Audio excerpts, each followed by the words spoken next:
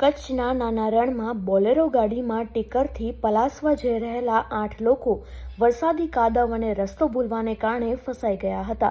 ખાવા પીવાની ચીજવસ્તુઓ ખૂટી પડતા મુસાફરો મુશ્કેલીમાં મુકાયા હતા.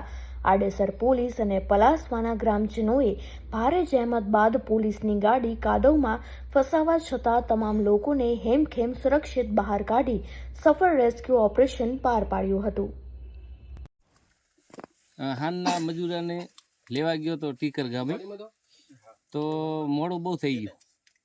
તો પછી 5-6 વાગે ગાડી નાખી તો 7 વાગ્યા સુધીમાં તો બરાબર વરસાદ રણ હતું લીલું, તેમાં ગાડી બરાબર હાલી નહીં, મજૂર બધા અમે ફસાણા. પછી પાણી હતું એ મારે થઈ રહ્યું, પછી ખાવાનું થઈ રહ્યું, પછી આડેસર પોલીસ બધા સાહેબો સહકાર આપી અને મને 2-3 વાગે બારા કાઢીને પળસવા વળી પહોંચાડ્યા.